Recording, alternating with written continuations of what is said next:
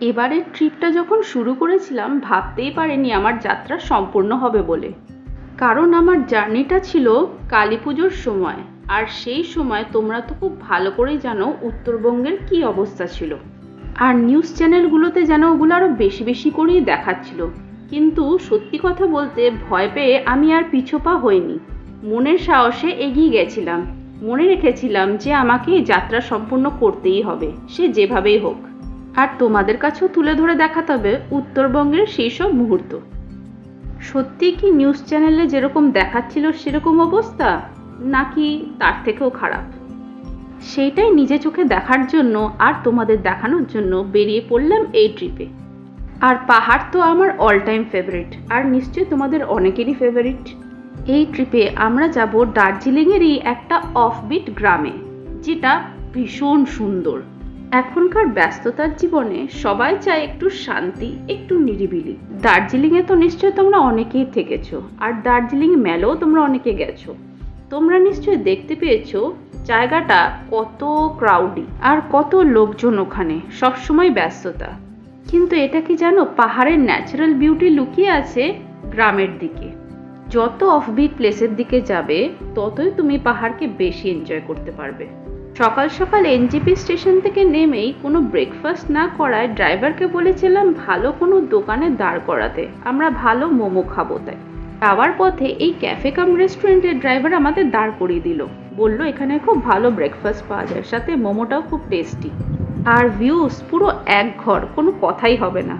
এই ক্যাফে কাম রেস্টুরেন্টটা পুরো খোলামেলা, পুরো 360 ডিগ্রি ভিউস। আর কি সুন্দর দেখো, এখান থেকে পাহাড় জঙ্গল সবই দেখা যাচ্ছে। আর রেস্টুরেন্টটাও কত সুন্দর দেখো। এতই খিদে পেয়েছিল সকালবেলা, কি খাবো ডিসাইড করে উঠতে পারছিলাম না। তারপর অর্ডার করলাম এগ ম্যাগি। পাহাড়ের ম্যাগি এমনি ভালো হয়, আর এগ ম্যাগিটা তো অসাধারণ খেতে। নেক্সট অর্ডার করলাম steam momo and fried momo, দুটোই ভেজ মোমো, আর দুটোই খুব টেস্টি। তারপরে একটু এক্সপেরিমেন্ট করার জন্য অর্ডার করলাম ভেজ নুডলস, যেটা আমার অতটাও ভালো লাগেনি। ভেতরে যখন বসে খাচ্ছিলাম কি ঠান্ডা আর কি সুন্দর, বাইরে যেয়ে বেরিয়েছি রোদে একেবারে গা পুড়ে যাচ্ছিল, বাপরে বাপ। ব্রেকফাস্টটা একটু বেশি করেই করলাম, কারণ জার্নিটা আরও অনেকটাই। তোমাদের বলে রাখি, আমরা যখন জার্নি করেছিলাম তখন রোহিণী আর পাংখাবাড়ি দুটো রুটই বন্ধ ছিল, কারণ ল্যান্ডস্লাইড হয়ে রাস্তাগুলো খারাপ হয়ে গেছিল। তাই আমরা যাচ্ছিলাম তিন ধারে দিয়ে। রোহিণী আর পাংখাবাড়ির রুট অবশ্যই শর্টকাট, তাই যেতেও বেশি টাইম লাগে না। বাট এই তিন ধারে দিয়ে রাস্তাটা বেশ অনেকটাই, যা টাইম লাগে নর্মালি যেতে তার 1 থেকে 1.5 ঘন্টা বেশি। আর আমরা যাচ্ছি ঋষিহাটে, যেটা দার্জিলিং থেকে 1 ঘন্টা দূরে। যাওয়ার পথে অনেকগুলো সুন্দর সুন্দর ভিউ পয়েন্ট পড়বে, কিছু ওয়াটারফলস পড়বে, তারপরে তিন ধারে ভিউ পয়েন্ট পড়বে। ওসব জায়গায় আমরা বেশিক্ষণ সময় অপচয় না করে সামনের দিকে এগিয়ে গেলাম। তোমরা চাইলে এই সব ভিউ পয়েন্টে হল্ট করে দেখে নিতে পারো। একটু পরেই পড়বে রাস্তারই ধারে একটা সুন্দর ওয়াটারফলস, দেখো কি সুন্দর। এটা যাওয়ারই পথে একটা নাম না জানা ভিউ পয়েন্ট, পুরো বার্ড আই ভিউ। পুরো শহরটাই ইগল আই ভিউতে দেখা যাচ্ছে। এবার আস্তে আস্তে ঢুকছি আমরা ঋষিহাটের পথে। কিন্তু ঋষিহাটের পথে ঢুকলেই হবে না, রাস্তা আরও অনেকটা, আর রাস্তা ততটাই খারাপ। এই রাস্তায় আসতে হলে মনে অনেকটা সাহস রাখতে হবে, কারণ এই রাস্তা এতটাই খারাপ, কিছু জায়গায় এমনই শুরু হয়ে গেছে যে গাড়ি টার্ন করে নিলে উল্টে পড়ে যেতে পারে। আর জায়গায় জায়গায় তো ধস নেমে রাস্তা পুরো বন্ধ হয়ে আছে।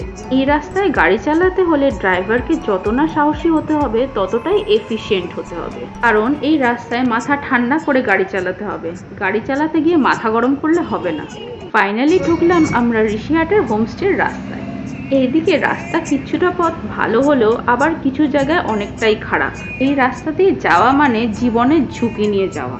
প্রথমে তো হোমস্টেটা খুঁজেই পাচ্ছিলাম না, তারপরে হোমস্টের মালিকের সাথে কথা বলায় খুঁজে পেলাম লিটল ঋষিহাট রিট্রিট, যেখানে সাইনবোর্ডে কিছু তো লেখা ছিল না, বাট ওভার ফোনে কন্ট্যাক্ট করে ফাইনালি হোমস্টেটাকে খুঁজে পেয়েছি। প্রথমে এই রাস্তা দিয়ে বেরিয়ে চলে গেছিলাম হোমস্টেটাকে পুরো ওভারলুক করে, কারণ বাইরে কোনো সাইনবোর্ড ছিল না। তারপরে বুঝতে পারলাম এইটাই সেই হোমস্টে। হোমস্টের লোকেশন একদম ইন্টিরিয়ারে হলেও জায়গাটা পুরো এক ঘর, একদম ভার্জিন। হোমস্টের নাম little Rishihat retreat. Contact number mention করা থাকবে আমার ডেসক্রিপশন বক্সে। আমরা যখন চেক ইন করেছিলাম তখন অলরেডি লাঞ্চ করার টাইম হয়ে গেছিল। এই হোমস্টে টোটাল 3টে রুম, 2টো ভিউ আর একটা নন ভিউ রুম। আর হোমস্টে থেকে পাহাড়ের পুরো 360 ডিগ্রি ভিউ, প্লাস রুম থেকেও ভিউগুলো দেখো কি সুন্দর। রুমগুলো এতই সুন্দর, দেখে মনেই হচ্ছে না যে কোনো হোমস্টের রুম, দেখে মনে হচ্ছে কোনো হোটেলের রুম। আর জায়গাটা কি শান্ত, কি নিরিবিলি একদম। চেক ইন টাইম দুপুর 12টা আর চেক আউট টাইম পরের দিন সকাল 11টা। এই হোমস্টেতে টোটাল 3টে রুম আছে, 2টো মাউন্টেন ভিউ রুম আর একটা non view room. View room 1800 টাকা পার পারসন ইনক্লুডিং মিল, আর নন ভিউ রুম 1600 টাকা পার পারসন ইনক্লুডিং মিল। আর খাওয়া দাওয়া ব্রেকফাস্ট থেকে ডিনার সবই আছে। আচ্ছা, এখান দিয়ে না?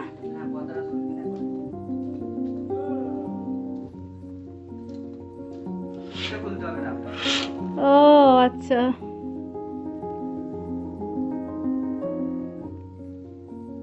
ওয়াও। আর রুমের বেডে বসে ডাইরেক্ট কাঞ্চনজঙ্ঘার পুরো রেঞ্জ দেখা যায়। এখানে ওয়াইফাই ফেসিলিটিও আছে, পাসওয়ার্ডটা রিসেপশন থেকে নিয়ে নিতে হবে।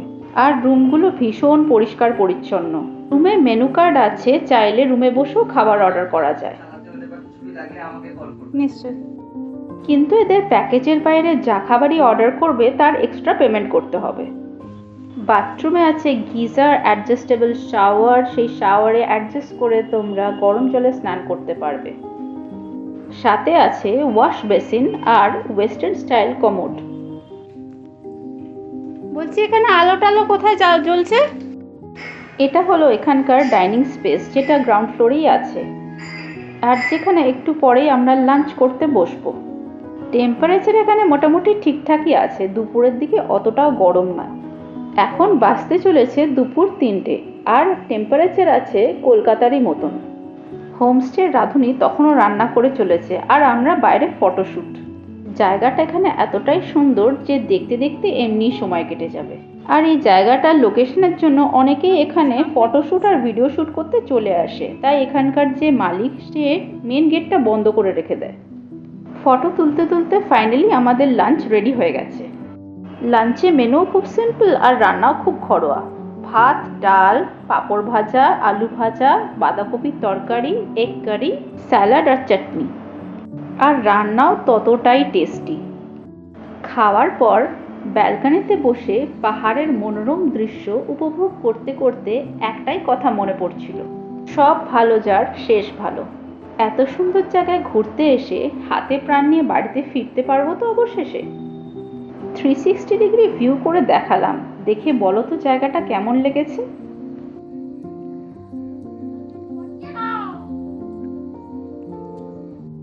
এটা রুমের জানলা থেকে ভিউ। ব্যালকনিতে বসে থাকতে থাকতে কখন যে ঝুপ করে সন্ধে নেমে গেল বুঝতেও পারলাম না। আর পাহাড়ে কিন্তু খুব তাড়াতাড়ি সন্ধে নামে। আর ফেস্টিভ্যাল চলছে বলে বাড়িতে বাড়িতে সন্ধেবেলায় কি সুন্দর টুনি লাইট লাগিয়েছে, ক্যামেরায় যদিও অত পরিষ্কারভাবে বোঝা যাচ্ছিল না। আর সন্ধে হচ্ছে বলে লাইট জ্বালিয়ে হোমস্টেটাকে বেশ সুন্দরভাবে আলোকিত করা হয়েছে। ঘড়িতে বাজে এখন সবে সন্ধে 6:30, তার মধ্যেই দেখো জায়গাটা কেমন অন্ধকার হয়ে গেছে। তারই মধ্যে জ্বলছে টিমটিম করে হোমস্টের আলোগুলো। এখানে সন্ধে হলে হোমস্টের বাইরে যেতে মানা করে, কারণ অন্ধকার রাতে গায়ে ঢাকা দিয়ে থাকে চিতাবাঘ। একটু বেখেয়াল থাকলে কবলে পড়তে হবে সাপের। আমি অবশ্য হোমস্টের প্রেমিসের ভেতরেই ঘোরাঘুরি করছিলাম, আর ঠান্ডাটাও সাথে জাঁকিয়ে পড়েছিল। সন্ধে হতে না হতেই চলে এলো চা আর অনিয়ন পাকোড়া। চাটা তো খুবই রিফ্রেশিং খেতে, সাথে অনিয়ন পাকোড়াও টেস্টি ছিল। এখানে 9:30 থেকে 10টার মধ্যেই ডিনার কমপ্লিট করে নিতে হয়। ভাত, সবজি, আলু ভাজা, পাঁপড় ভাজা, ডাল, স্যালাড আর চিকেন। আর চিকেনটা খুব টেস্টি। শরীর এতটাই টায়ার্ড ছিল যে খেয়ে দিয়ে ঘুমিয়ে পড়েছিলাম। আর সকালবেলা ঘুম ভাঙতেই দেখি কাঞ্চনজঙ্ঘা। ঘড়িতে তখন বাজে 4:30, আর সাথে যা কনকনে ঠান্ডা হাওয়া, বাইরে বসে থাকতে পারা যাচ্ছিল না। তাও যেন প্রকৃতির টানে বসেই ছিলাম। টেম্পারেচার নেমে গেছিল 12 ডিগ্রি সেন্টিগ্রেডে, আর সাথে বীভৎস হাওয়া। বাট ঠান্ডাটাকে এনজয়ও করছিলাম। আস্তে আস্তে যত সকাল হচ্ছে ততই যেন কাঞ্চনজঙ্ঘার রূপ বিভিন্নভাবে ফুটে উঠছে। এখানে বসে পুরো কাঞ্চনজঙ্ঘা রেঞ্জটা দেখা যাচ্ছে আর পুরো সানরাইজটাও এনজয় করা যাচ্ছে কাঞ্চনজঙ্ঘার উপরে যে পড়ছে। আমার এতই ভালো লাগছিল যে মুখে বলে বোঝাতে পারবো না। ঋষিহাটের পার্টিকুলারলি এই হোমস্টেটা এমনই একটা লোকেশন যেখানে বসে আমি পাহাড়ের বিভিন্ন জায়গা দেখতে পাবো, যেমন একদিকে দার্জিলিং, আর একদিকে সিকিম, আর একদিকে নেপাল, আর একদিকে সামনে পুরো কাঞ্চনজঙ্ঘা রেঞ্জ। এত সুন্দরভাবে আর কোথাও দেখা যাবে না।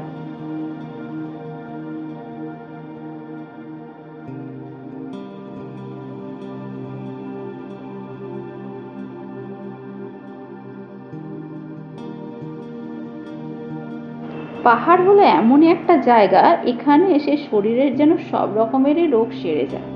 শহর অঞ্চলে যতটা না পলিউশন আর যেটা কিনা রোগের মূল কারণ, পাহাড়ে এসে যেন তার সব কিছুই সেরে যায়। পাহাড়ি ওয়েদার তো আমার কাছে এক রকমের ওষুধের মতন।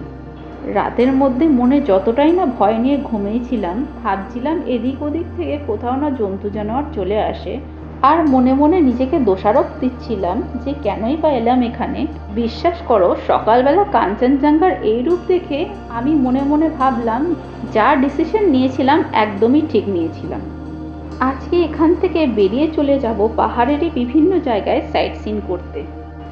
তা বেশ এক্সাইটিং একটা ব্যাপার, কিন্তু মনে মনে একটু দুঃখও হচ্ছিল যে এই জায়গাটা ছেড়ে চলে যেতে হবে। তাই শেষবারের মতন দু চোখ ভরে উপভোগ করে নিই এই প্রাকৃতিক সৌন্দর্য।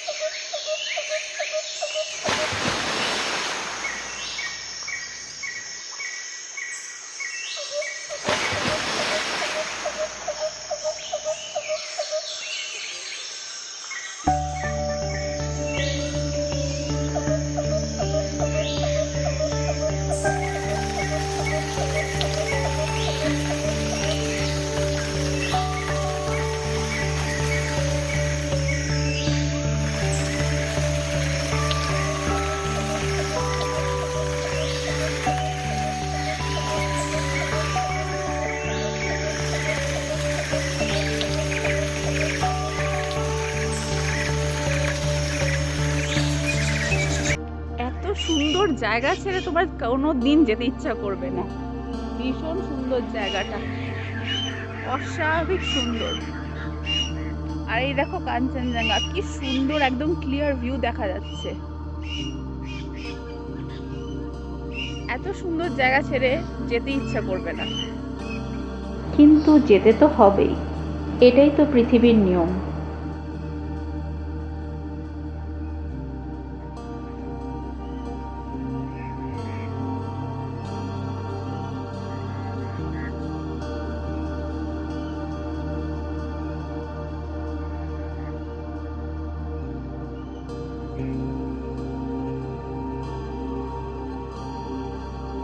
এখন বাজে সকাল 7:30, কিন্তু সামনের মেন গেট এখনো বন্ধ করে রেখে দিয়েছে ফর সিকিউরিটি রিজন। জায়গাটাকে যতই দেখছি ততই বারবার প্রেমে পড়ে যাচ্ছি। হয়তো আবারও আসবো এই জায়গায়, আর সাথে যদি পছন্দের মানুষটা থাকে তাহলে তো আর কোনো কথাই হয় না। কথা বলতে বলতেই চলে এলো চা, গরম গরম চা আর সাথে বিস্কিট আর এই প্রকৃতি। আজকে সকালের চাটা যেন একটু অন্যরকমই ছিল।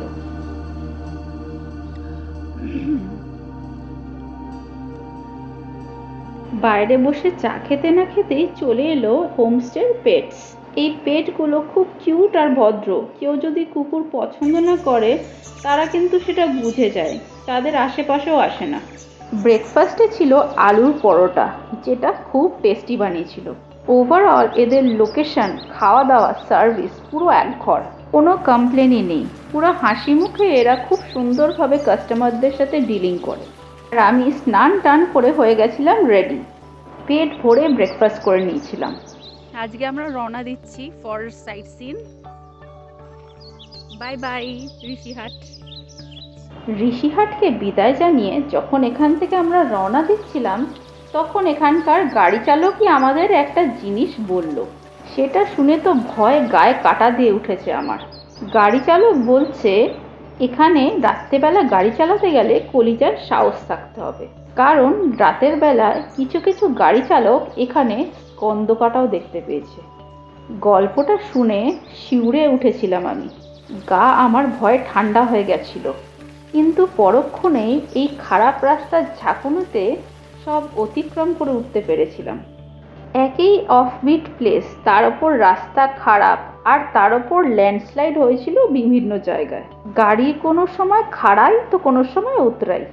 গাড়ি চালকের মুখেই শুনলাম গতকাল রাতেই নাকি এখানে চিতাবাঘের হামলা হয়েছিল। এ তো সবে শুরু, এরপরে যা যা বিপদের সম্মুখীন হয়েছিলাম সবই বলবো পরের অধ্যায়।